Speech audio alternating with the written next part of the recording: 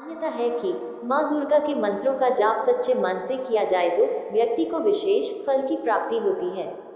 यह अत्यंत कल्याणकारी होता है। माँ दुर्गा दुनिया के तीनों दुखों को समाप्त कर देगी, फिर चाहे वह शारीरिक पीड़ा हो, मानसिक या आध्यात्मिक कठिनाइयाँ हो। माँ दुर्गा की तीन आंखें हैं, जिन्हें उनके समकक्ष भगवान शिव की तरह ही त्रयंबके भी कहा जाता है। उनकी बाईं आंख इच्छा चंद्रमा के लिए है, दाहिनी आंख प्रिय सूर्य के लिए है और मध्य नेत्र ज्ञान अग्नि का प्रतिनिधित्व करता है। हम आपको दुर्गा माता के एक चमत्कारी मंत्र के बारे में बता रहे हैं, जिसके उच्चारण से जीवन भय एवं बाधा रहित हो जाता है, साथ ही समस्त सुखों की प्राप्ति होती है। प्रतिदिन पूजा करते समय माँ दुर्गा के स्वरूपों का स्मरण करें और इस मंत्र का जाप सच्चे मन से करें, तो व्यक्ति को सफलता प्राप्त होती है। सिर्फ शुक्रवार को ही नहीं, बल्कि इन मंत्रों का जाप आपको रोजाना करना है। मंत्रों का जाप करते समय ये ध्यान रखना चाहिए कि इनका उच्चारण ठीक तरह से किया जाए। तो आपको इस मंत्र को 41 बार जप अथवा श्रवण करना है। इससे शत्रु परास्त होकर आपके रास्ते से भाग जाएंगे और आपको परम सुख और धन की प्राप्ति होगी। ये मंत्र दुर्गा माँ का शक्तिशाली मंत्र है। अगर आपको ये वीडियो पसंद आए तो आप कृपया कमेंट और शेयर करना ना भूलें, और साथ ही साथ एक लाइक और चैनल को सब्सक्राइब जरूर करें। मंत्र इस प्रकार है। ऐश्वर्य यत्प्रसादे सौभाग्ये आरोग्ये संपदः शत्रुहानि परो मोक्षः स्तूयते सानकी जने। ऐश्वर्य यत्प्रसादे सौभाग्ये आरोग्ये संपदः शत्रुहानि परो मोक्षः स्तूयते सानकी जने।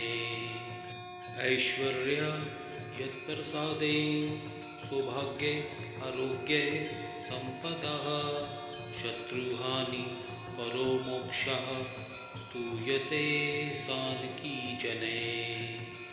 ऐश्वर्य यत्प्रसादे सौभाग्ये आरोग्ये संपदः शत्रुहानि परो मोक्षः स्तूयते सानकी जने।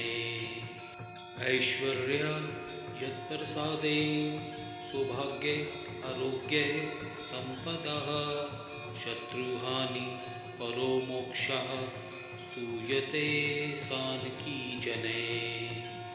ऐश्वर्य यत्प्रसादे सौभाग्ये आरोग्ये संपदः शत्रुहानि परो मोक्षः स्तूयते सानकी जने। ऐश्वर्य यत्प्रसादे सौभाग्ये आरोग्ये संपदः शत्रुहानि परो मोक्षः स्तूयते सानकी जने। ऐश्वर्य यत्प्रसादे सौभाग्ये आरोग्ये संपदः शत्रुहानि परो मोक्षः स्तूयते सानकी जने। ऐश्वर्य यत्प्रसादे सौभाग्ये आरोग्ये संपदः शत्रुहानि परो मोक्षः स्तूयते सानकी जने। ऐश्वर्य यत्प्रसादे सौभाग्ये आरोग्ये संपदः शत्रुहानि परो मोक्षः स्तूयते सानकी जने। ऐश्वर्य यत्प्रसादे सौभाग्ये आरोग्ये संपदः शत्रुहानि परो मोक्षः स्तूयते सानकी जने। ऐश्वर्य यत्प्रसादे सौभाग्ये आरोग्ये संपदः शत्रुहानि परो मोक्षः स्तूयते सानकी जने। ऐश्वर्य यत्प्रसादे सौभाग्ये आरोग्ये संपदः शत्रुहानि परो मोक्षः स्तूयते सानकी जने।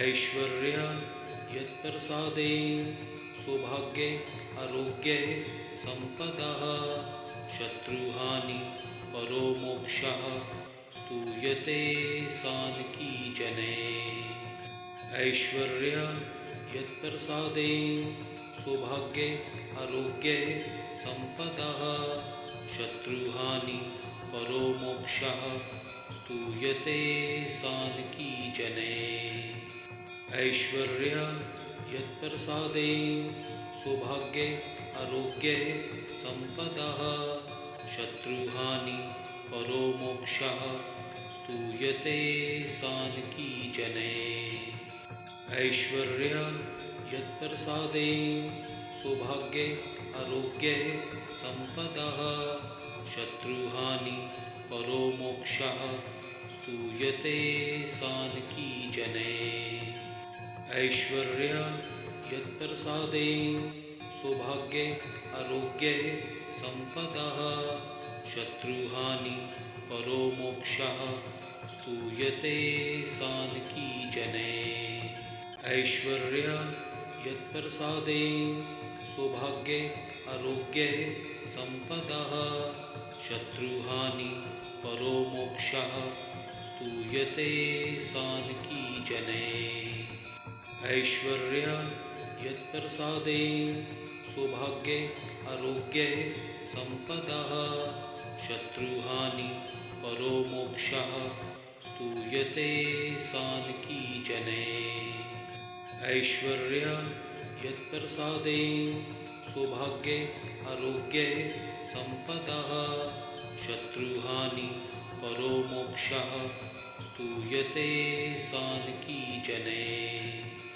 ऐश्वर्य यत्प्रसादेन सौभाग्ये आरोग्ये सम्पदः शत्रुहानि परो मोक्षः स्तूयते सानकी जने ऐश्वर्य यत्प्रसादेन सौभाग्ये आरोग्ये सम्पदः शत्रुहानि परो मोक्षः स्तूयते सानकी जने ऐश्वर्य यत्प्रसादेन सौभाग्ये आरोग्ये सम्पदः शत्रुहानि परो मोक्षः स्तूयते सानकी जने ऐश्वर्य यत्प्रसादेन सौभाग्ये आरोग्ये सम्पदः शत्रुहानि परो मोक्षः स्तूयते सानकी जने ऐश्वर्य यत्प्रसादेन सौभाग्ये आरोग्ये सम्पदः शत्रुहानि परो मोक्षः स्तूयते सानकी जने ऐश्वर्य यत्प्रसादेन सौभाग्ये आरोग्ये सम्पदः शत्रुहानि परो मोक्षः स्तूयते सानकी जने ऐश्वर्य यत्प्रसादेन सौभाग्ये आरोग्ये सम्पदः शत्रुहानि परो मोक्षः स्तूयते सानकी जने ऐश्वर्य यत्प्रसादेन सौभाग्ये आरोग्ये सम्पदः शत्रुहानि परो मोक्षः स्तूयते सानकी जने ऐश्वर्य यत्प्रसादेन सौभाग्ये आरोग्ये सम्पदः शत्रुहानि परो मोक्षः स्तूयते सानकी जने ऐश्वर्य यत्प्रसादेन सौभाग्ये आरोग्ये सम्पदः शत्रुहानि परो मोक्षः स्तूयते सानकी जने ऐश्वर्य यत्प्रसादेन सौभाग्ये आरोग्ये सम्पदः शत्रुहानि परो मोक्षः स्तूयते सानकी जने ऐश्वर्य यत्प्रसादेन सौभाग्ये आरोग्ये सम्पदः शत्रुहानि परो मोक्षः स्तूयते सानकी जने ऐश्वर्य यत्प्रसादेन सौभाग्ये आरोग्ये सम्पदः शत्रुहानि परो मोक्षः स्तूयते सानकी जने ऐश्वर्य यत्प्रसादेन सौभाग्ये आरोग्ये सम्पदः शत्रुहानि परो मोक्षः स्तूयते सानकी जने ऐश्वर्य यत्प्रसादेन सौभाग्ये आरोग्ये सम्पदः शत्रुहानि परो मोक्षः स्तूयते सानकी जने ऐश्वर्य यत्प्रसादेन सौभाग्ये आरोग्ये सम्पदः शत्रुहानि परो मोक्षः स्तूयते सानकी जने ऐश्वर्य यत्प्रसादेन सौभाग्ये आरोग्ये सम्पदः शत्रुहानि परो मोक्षः स्तूयते सानकी जने ऐश्वर्य यत्प्रसादेन सौभाग्ये आरोग्ये सम्पदः शत्रुहानि परो मोक्षः स्तूयते सानकी जने ऐश्वर्य यत्प्रसादेन सौभाग्ये आरोग्ये सम्पदः शत्रुहानि परो मोक्षः स्तूयते सानकी जने ऐश्वर्य यत्प्रसादेन सौभाग्ये आरोग्ये सम्पदः शत्रुहानि परो मोक्षः स्तूयते सानकी जने ऐश्वर्य यत्प्रसादेन सौभाग्ये आरोग्ये सम्पदः शत्रुहानि परो मोक्षः स्तूयते सानकी जने ऐश्वर्य यत्प्रसादेन सौभाग्ये आरोग्ये सम्पदः शत्रुहानि परो मोक्षः स्तूयते सानकी जने ऐश्वर्य यत्प्रसादेन सौभाग्ये आरोग्ये सम्पदः शत्रुहानि परो मोक्षः ऐश्वर्य यत्प्रसादेन सौभाग्ये आरोग्ये सम्पदः शत्रुहानि परो मोक्षः स्तूयते सानकी जने।